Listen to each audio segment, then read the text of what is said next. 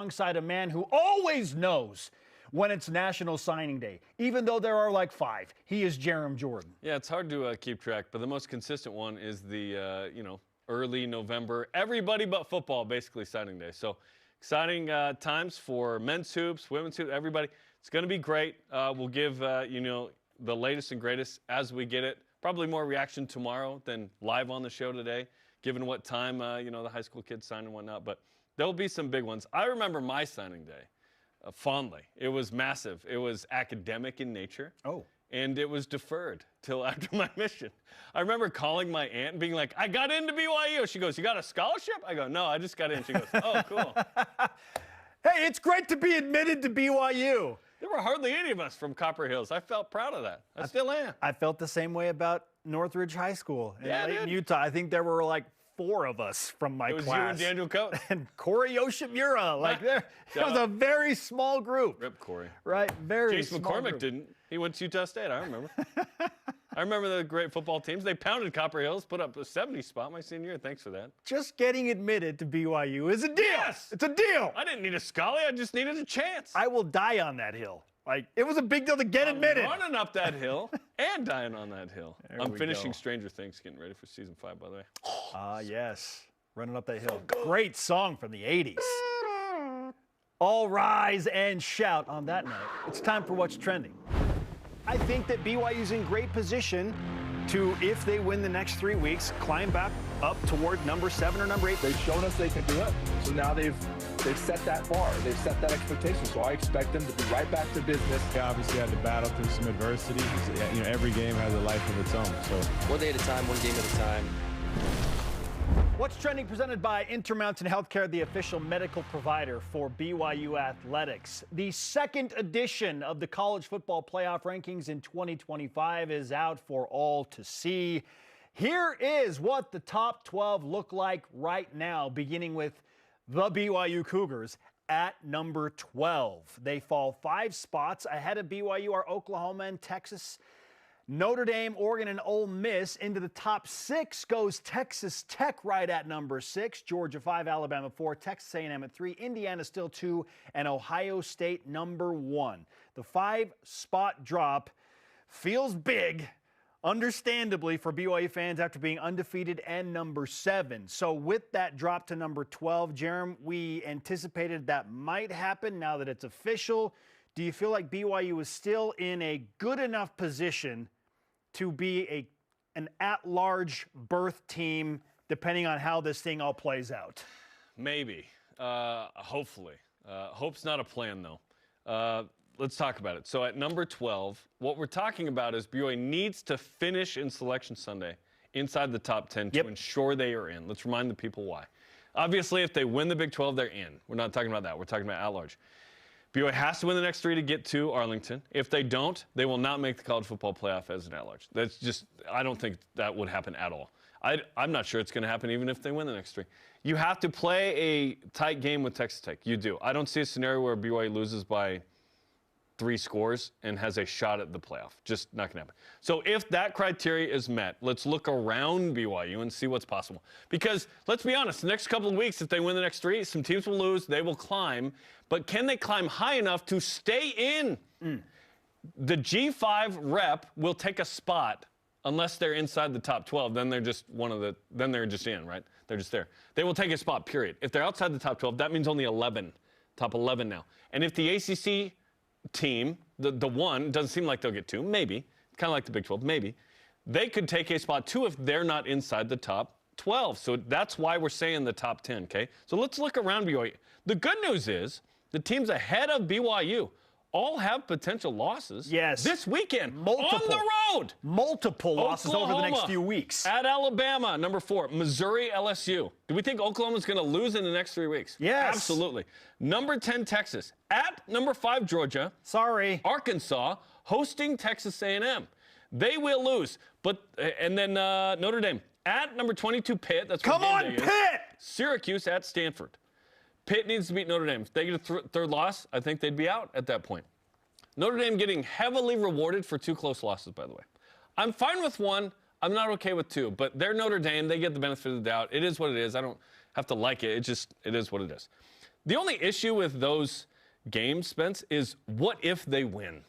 They secure their spot ahead of BYU. Because, Oklahoma just beat Alabama or Texas just beat Georgia. Is Alabama or Georgia going to drop enough in that case? Probably not. They would have to lose again. Yes. So that wouldn't be good. But root against Oklahoma, Texas, Notre Dame this week. Because BYU could be number 9 next Tuesday if they beat TCU. They could be as high as 9.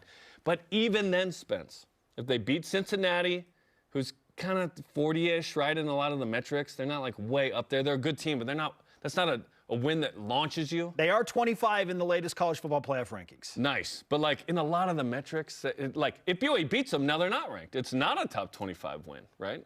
As of the moment, yes, but later. I feel like BYU has to get as high as, like, 7 or something. I just don't know if they will. Texas Tech should be in the top 5, by the way. Why are they 6th? Why are they 6th? The committee chair, who's the Baylor AD, by the way, Mac Rhodes, said, well, offense and field goals and what? Really? The one game they lost, they had their backup quarterback, and it was at the last second. They should be in the top 5. They should be ahead of Georgia or Alabama. They should. Big 12 bloggers are taking issue with Notre Dame being clearly over BYU as well, in spite of BYU having a better strength of record and a better strength of schedule? Yes. I'm sorry, what? Yes. By 2 spots. Yes. Also, Notre Dame, again, has record by 5. Has the 2 losses. BYU has 1, and BYU's losses against now number 6 Texas Tech. Notre Dame doesn't have a bad loss. They lost at Miami, right, who's number 15, and lost at Texas or against Texas A&M. But you have 2. But you got 2 losses. You can't be rewarded for 2 losses. I'm okay with 1 loss being like, great opponent in A&M, played them tough, blah, blah, blah. But you lost to Miami. Miami's also this, 15th. Notre Dame fans have a huge issue with BYU's schedule and winning close games. And then I watched all these Big 12 bloggers, not even BYU fans, come back at Notre Dame fans and say, boy, that dominant win over amazing Boston College, 25-10, where you needed a late touchdown to seal that, looks amazing, doesn't it? Winning should be rewarded in some capacity. I do want to mention that there are a few teams behind BYU that have a chance to kind of leapfrog BYU. ACC teams? Let's talk about them. Georgia Tech could absolutely fly up. They're 8-1. They play at BC, 22 Pitt, number 5 Georgia. Yes, they have opportunities. If Georgia Tech wins out, they could pass BYU up above. What do you root for there? Do you root for Georgia to destroy Georgia Tech? Because we're talking about the ACC champion wanting them to be in the top 10 so they're not a bid stealer at 11 or 12? Because then if BYU was 11 or 12, yes, I want the ACC team to climb into the top 10 so that BYU could be 11 and in. Okay. The margin's going to be so narrow. The other team is Pitt.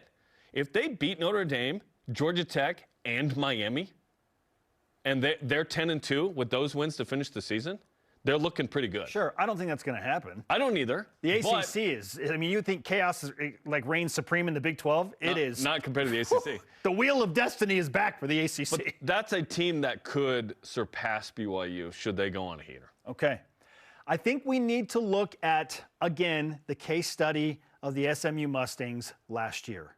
Okay, and remind everyone that going into the ACC championship game, SMU was ranked number 8.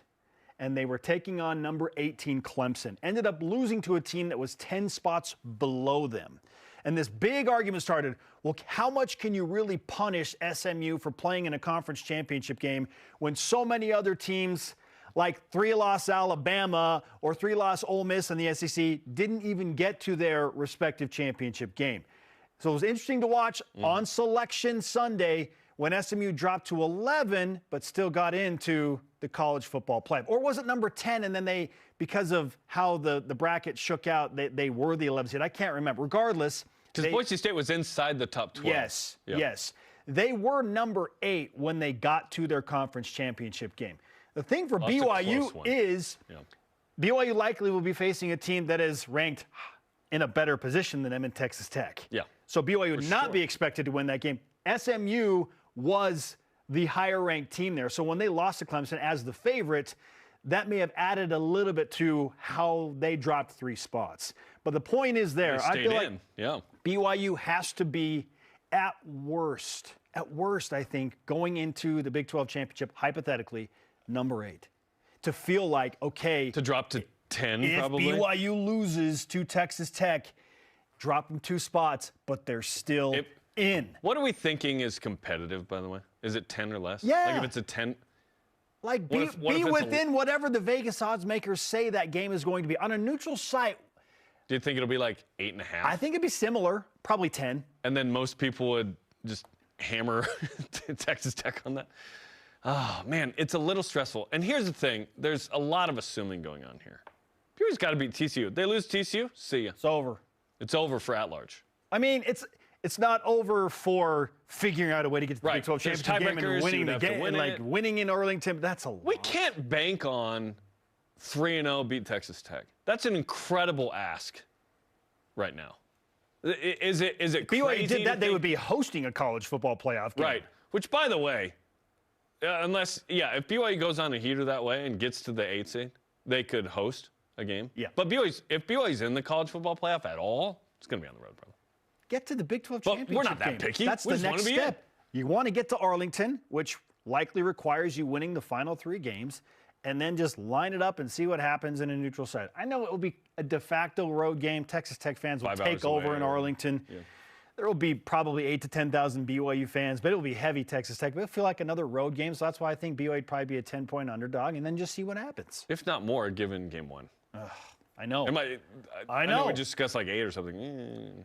The point remains that you and I still feel like, because of expected carnage up above BYU, if BYU wins the next 3 games, they have a legitimate chance to be number 8 in that poll going into Arlington. I'm not feeling great about like the actual reality of BYU making the college football playoff, but there's a chance here. Come on. Okay, our question of the day. We want you to chime in on what we just discussed. Is BYU being ranked at number 12 a good enough position for the Cougars to get a potential at-large spot in the college football playoff? I really wanted 11 last night. I was disappointed to see 12. Poor Utah. Just going to stay behind BYU. Thomas T.C. Gordon on Twitter. It's good enough for now, but there's basically no room for error. That's right. Win out with style, preferably. Amen.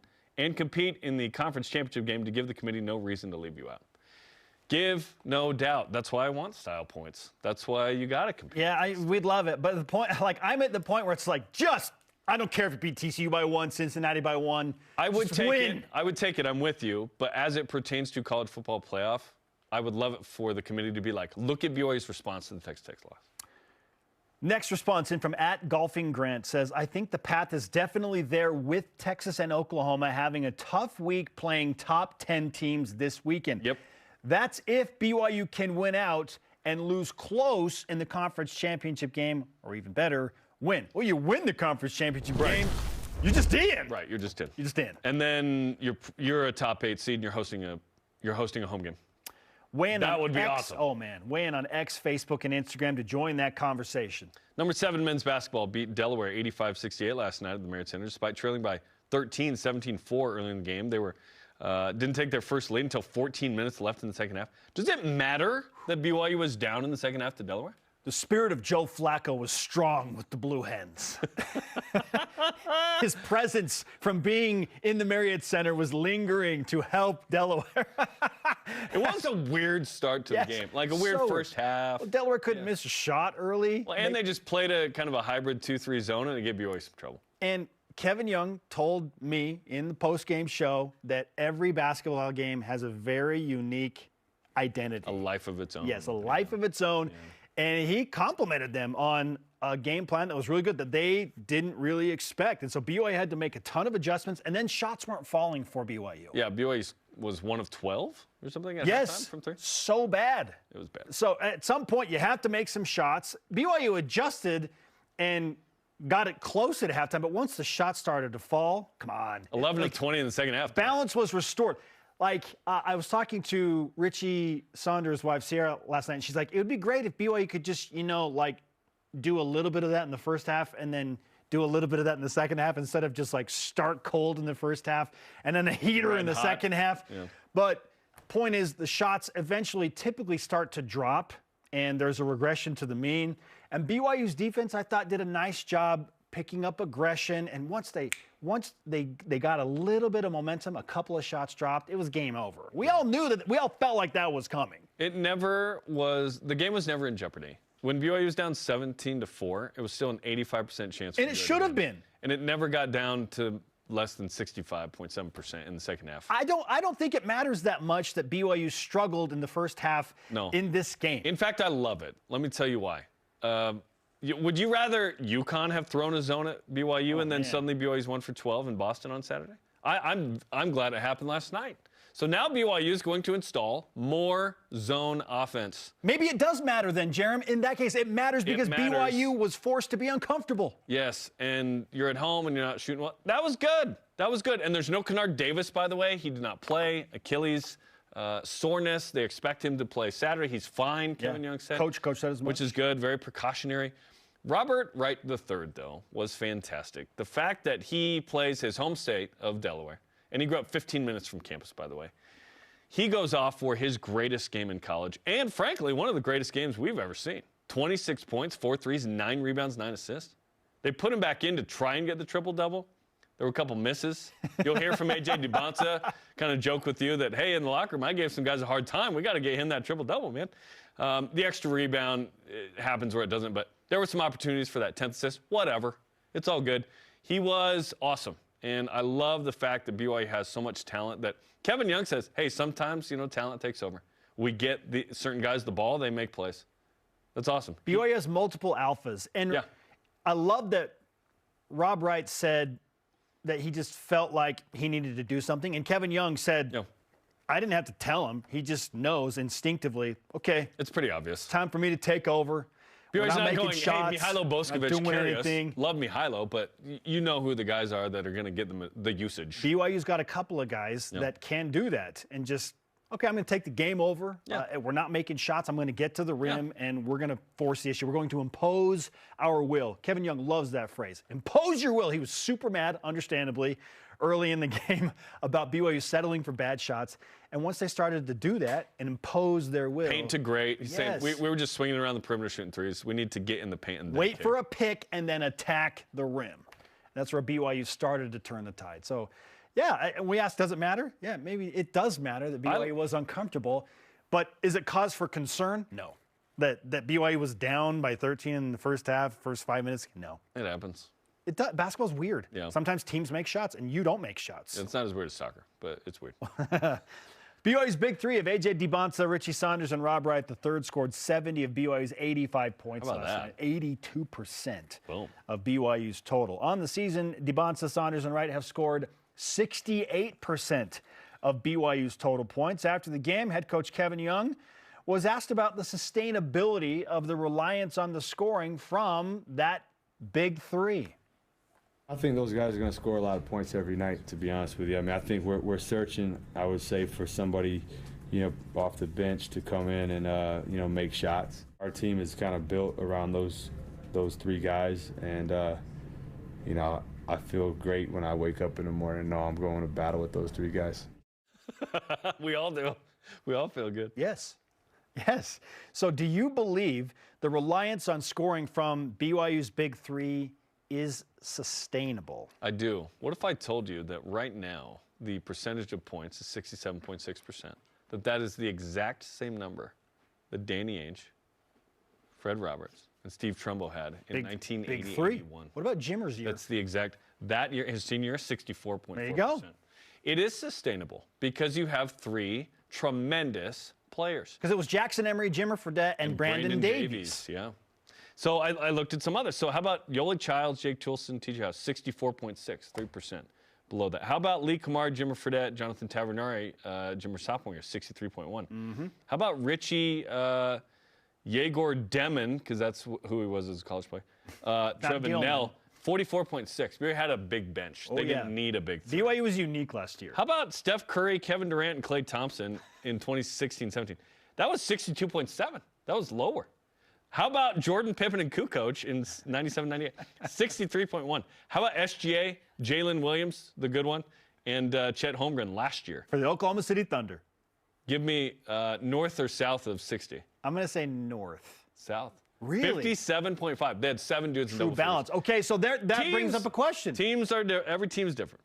Championship. Okay, so I believe that it is sustainable. Yes, I prefer that BYU has that big three taking the majority of shots and making the majority of those shots. Yes, However, I don't think they'll maintain this number. I think they will be in the low to mid-60s. if you want to do something special and you get on a heater in postseason play and through the March Madness bracket, you typically need a few under-the-radar heroes to go off because teams are good enough in that bracket that they will take away one or maybe two of those options. You ain't taking away two of these options. Okay, at least one of them that you can decide. Like, okay, we're gonna take away this option because we feel like the matchup is best if we take away this option. And breaking news, it's not going to be AJ.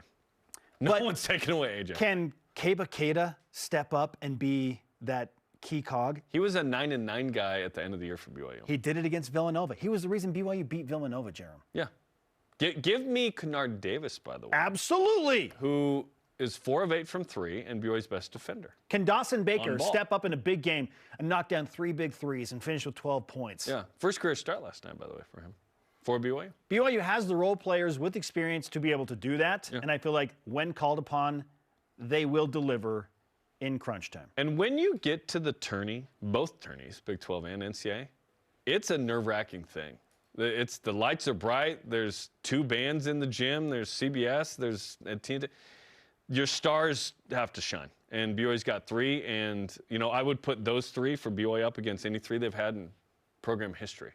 Mainly because AJ is as good as AJ is. BYU's had a good point guard and good wings like Richie and Wright, Rob Wright, although they're unique in sort of what they do among their peers in BYU history. BYU's never had an AJ. That's the difference this year. AJ Dybantsa. Let's go. Ever heard of him? I've never felt more confident in BYU's ability to match up with big-time teams in big games, like Houston and UConn. UConn Saturday. Can't wait for that.